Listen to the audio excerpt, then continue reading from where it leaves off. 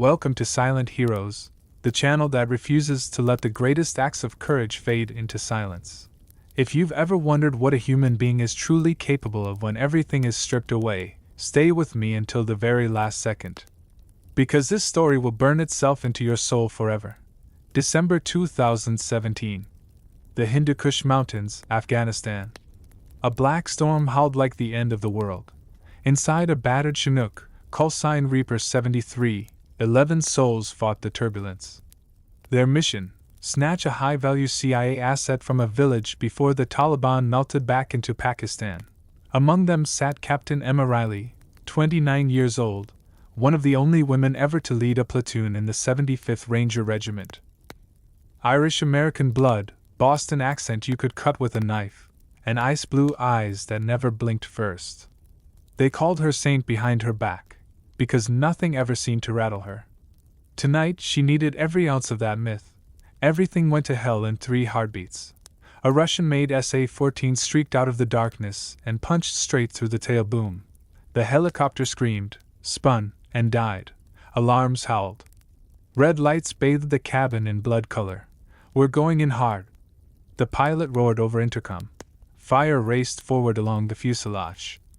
Only 3 parachutes left for 11 Rangers. Emma was already moving, ripping open the emergency rack. Take them! Go! Go! Men shouted. Shoving the chutes toward the youngest, she grabbed one, turned, and saw Staff Sergeant Lucas Bear Kowalski, 250 pounds of Texas granite, plant himself in front of the door. Ma'am, you're jumping. That's an order. Lucas, there's not enough, he didn't argue. He simply lifted her like she weighed nothing and threw her into the night. She fell. No chute. 2,800 feet. Wind tore her scream away. The burning Chinook spiraled above her like a dying star, then vanished into the storm. For 4 endless seconds the world was only cold and speed and terror. Then training kicked in, the kind you drill until your soul forgets how to panic.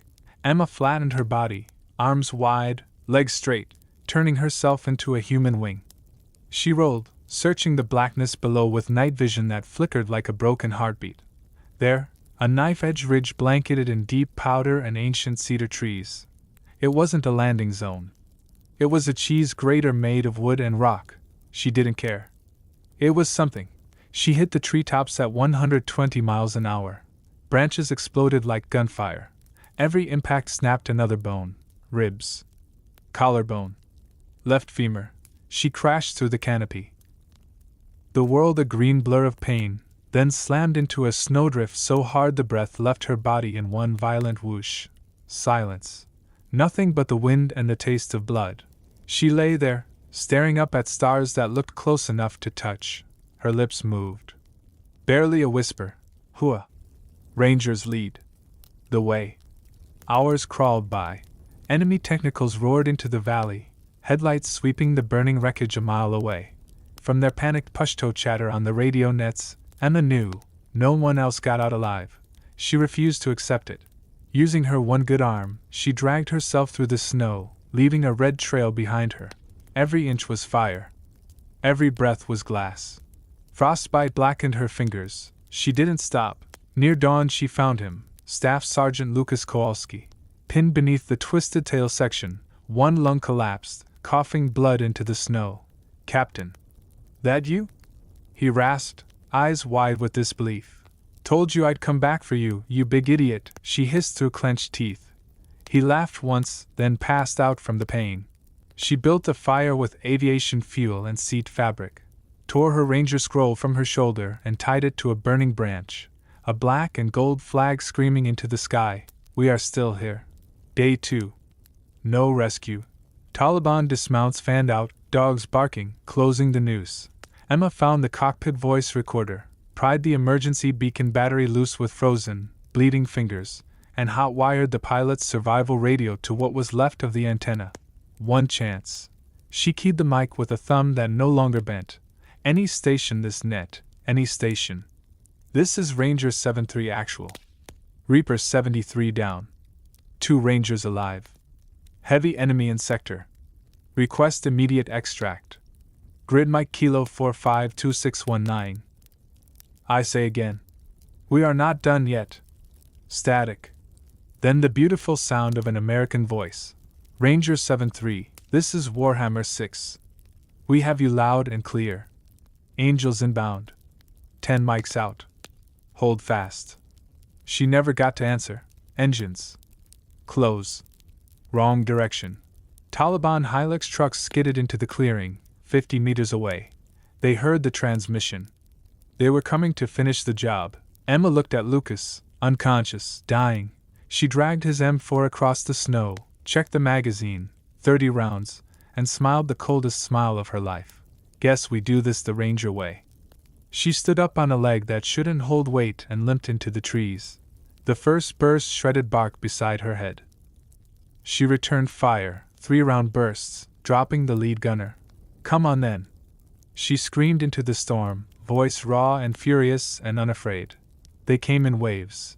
She moved like a ghost on fire, every step agony, every shot counted. A round took her high in the shoulder, spun her. Another punched through her side, hot and wet. She kept firing until the bolt locked back empty. The last thing she saw before darkness took her was the Taliban fighter raising his rifle for the kill. Then the sky exploded. Black hawks thundered over the ridge, door gunners raining brass like Judgment Day. Rangers fast roped into the snow, screaming U.S. Army. Get down! The Taliban broke and ran. Some didn't make it 5 steps. Strong arms lifted her. Captain Reilly. Stay with me, ma'am. She managed a bloody grin. Took you? Long enough. 6 months later, Fort Benning, Georgia. A spring morning so bright it hurt the eyes. Captain Emma Reilly stood ramrod straight on the parade field in dress blues, the new scars hidden beneath fabric but burning with every breath. Beside her, on crutches but alive, Staff Sergeant Lucas Kowalski watched with tears cutting tracks through the dust on his cheeks. The commanding general read the citation aloud, voice cracking once. Dot displayed gallantry above and beyond the call of duty. Saved the life of a fellow ranger while engaging a superior enemy force. Actions reflect the highest traditions of the Ranger Regiment and the United States Army. The Medal of Honor settled around her neck, heavy as fate. The entire post rose in a roar that shook the heavens. Old men with silver stars wept openly. Young privates stared like they were seeing God in uniform. A reporter shoved a microphone forward. Captain Reilly, people are calling your survival a miracle. Falling almost 3,000 feet with no parachute. How? Emma looked straight into the camera. Into living rooms from Dublin to Sydney, from Vancouver to Dallas, and spoke the words the world will never forget. I didn't fall alone. 11 Rangers lifted off in that bird. 10 of them never came home. They're the ones who carried me. When everything else fails, when the chute doesn't open, when the night is too dark and the cold is too deep, you remember who you fight for. That's the only parachute a ranger ever needs. She saluted, slow and perfect. And somewhere, millions of hearts stood at attention with her. This is Silent Heroes. We don't tell these stories to entertain you. We tell them because some fires must never be allowed to go out. If this moved you, if it made you stand taller, hit that subscribe button. Because there are still heroes walking among us, and their names must never be forgotten.